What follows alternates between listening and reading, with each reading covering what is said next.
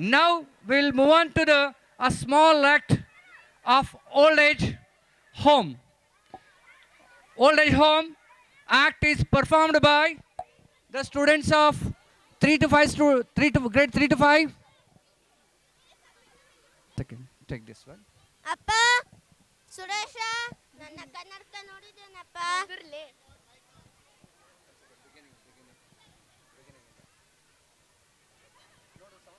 Hello hello ಅಪ್ಪ ಸುರೇಶ ನನ್ನ ಕನ್ನಡಕ ನೋಡಿದ್ದೇನಪ್ಪ.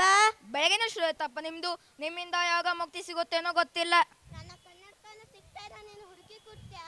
ಬೆಳಗ್ಗೆನೇ ತೊಂದರೆ ಕೊಡ್ತೀಯಪ್ಪ, ನೀವೇ ಹುಡುಕಿಕೊಳ್ಳಿ. ನನ್ನ ಕನ್ನಡಕನ ಇಲ್ಲೇ ಎಲ್ಲೋ ಇಟ್ಟಿದೆ, ನನಗೆ ಕಾಣಿಸುತ್ತಿಲ್ಲ. ನನಗಂತೂ ಸಾಕಾಗಿ ಹೋಗಿದೆ ನಿಮ್ಮಿಂದ.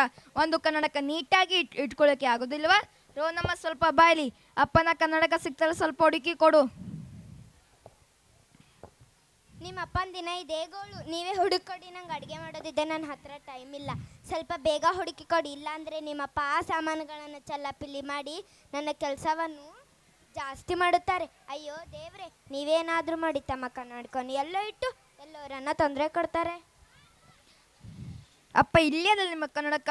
ನೀವು ನಿಜವಾಗಿ ಕುರುಡರಾಗಿದ್ದೀರಿ ಅನ್ಸುತ್ತೆ. ತಗೊಳ್ಳಿ ನಿಮ್ಮ ಕನ್ನಡಕ. ಥ್ಯಾಂಕ್ಸ್ ಅಪ್ಪ. ಅಪ್ಪ ಅಪ್ಪ ನನಗೆ ಗಣಿತದ ಲೆಕ್ಕವನ್ನು ಬರ್ತಾ ಇಲ್ಲ, ಸ್ವಲ್ಪ ಮಾಡಿಕೊಡ್ರಿ. ರೋನಂದ ನೀನು ಮಾಡು. ನೀನು ಮಾಡಿದ್ರೆ ನೀನು ಕಲಿತೆ, ಹೋಗು ಪ್ರಯತ್ನ ಮಾಡು. ಹೋ ಅಪ್ಪ ಆಯಿತು, ಪ್ರಯತ್ನ ಮಾಡ್ತೀನಿ.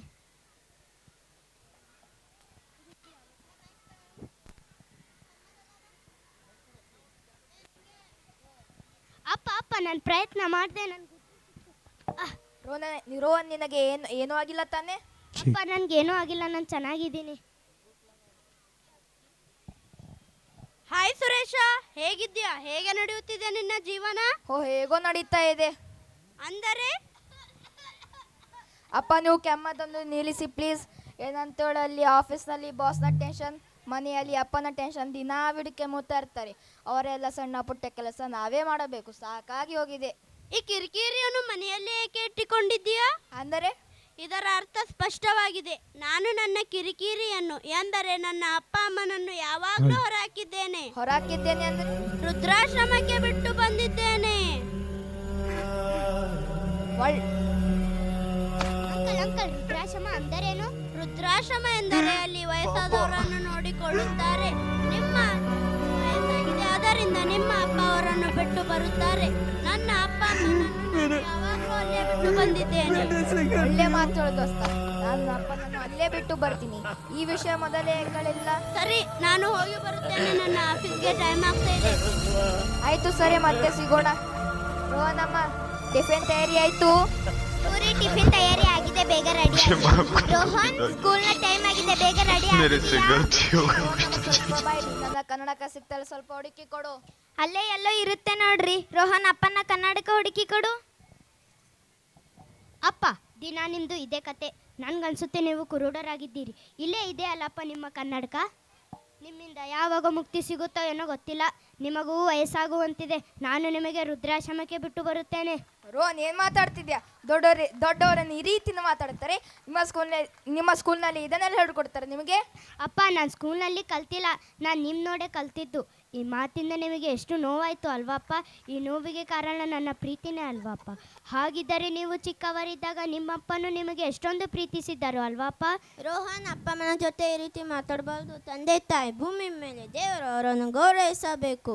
ಅಜ್ಜ, ನೀವು ನಮ್ಮ ಅಪ್ಪನಪ್ಪ, ಆದರೆ ಅವರು ನಿಮಗೆ ಗೌರವಿಸಿಲ್ಲ ಏಕೆ?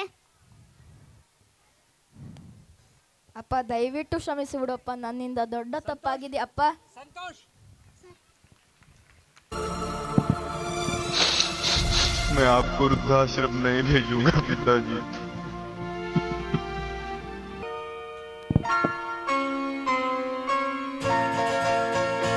ये तो सच है, जोरा चप्पड़े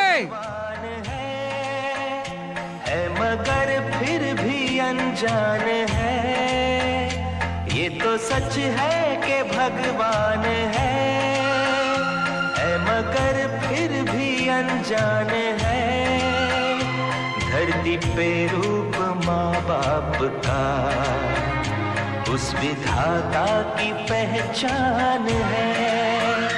ये तो सच है कि भगवान है.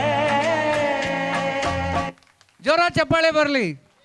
ಬಿಟ್ ಇಷ್ಟೆಲ್ಲ ಎಂಜಾಯ್ಮೆಂಟ್ ಆದಮೇಲೆ ಸ್ವಲ್ಪ ಇಮೋಷ್ನಲ್ ಮಾಡಿದ್ವಿ. ಬಟ್ ಇವತ್ತಿನ ಪ್ರಸ್ತುತ ದಿನಮಾನದಲ್ಲಿ ಇದೆಲ್ಲ ಪ್ರಸ್ತುತ ನಮ್ಮ ಕಣ್ಣಿಗೆ ಕಾಣ್ತಾ ಇದೆ ಪ್ರತಿನಿತ್ಯ.